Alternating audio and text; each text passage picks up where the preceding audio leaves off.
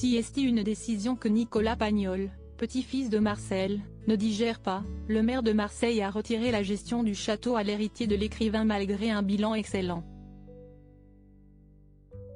Une pétition prend de l'ampleur, mais la récupération politique n'est pas loin.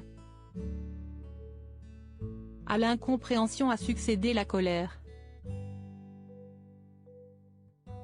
Celle de Nicolas Pagnol, petit-fils de Marcel, face à son éviction de sa demeure, le château de la Busine, édifice du XIXe siècle situé dans le 11e arrondissement de Marseille, dont l'écrivain et réalisateur avait été le propriétaire et qui est au cœur de son œuvre Souvenirs d'enfance. Le 14 juin 2023, le descendant du célèbre auteur a appris de Jean-Marc Coppola, adjoint à la culture, PC, à la mairie de Marseille avec qui il était toutefois en bons termes, que le comité chargé de la délégation de services publics, DSP, du château de la Busine ne va pas lui renouveler son contrat.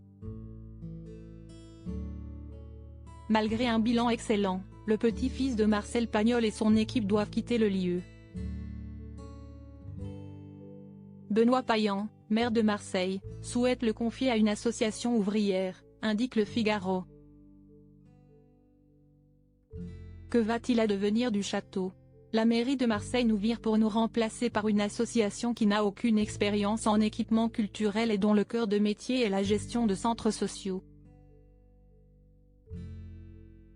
Ils vont transformer ce lieu mythique du patrimoine provençal en maison de quartier, explique Nicolas Pagnol au Figaro. Une décision étonnante au regard du bilan très favorable du lieu. Dans la pétition qu'il a mise en ligne, l'héritier de Pagnol affirme que la fréquentation a été multipliée par 8 en 5 ans, les ateliers pour enfants ont du succès, 13 000 sont accueillis chaque année, et le résultat d'exploitation est bénéficiaire.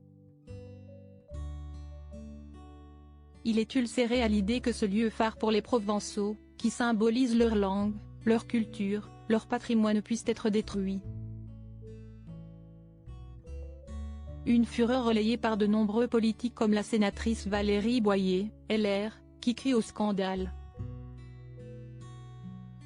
Mais Nicolas Pagnol, voyant le sujet prendre de l'ampleur, ne veut pas de récupération politique comme il l'a expliqué sur Twitter, décidant de ne pas maintenir la manifestation prévue le 23 juin pour éviter tout dérapage. Il a également précisé, à celles et ceux qui colporteraient de fausses rumeurs à des fins politiques, que le château ne sera pas transformé en centre d'accueil ni en centre social mais en centre d'éducation populaire par le cinéma. Le petit-fils de l'écrivain Marcel Pagnol et de Jacqueline Bouvier, assistant réalisateur de formation, gère depuis 2004 l'œuvre de son grand-père et en assure la restauration et la promotion pour les prochaines générations. Très investi dans la mémoire de l'œuvre de son aîné, il est terriblement affecté par cette décision. Parmi ses soutiens sincères et non politiques, se distingue Philippe Cobert.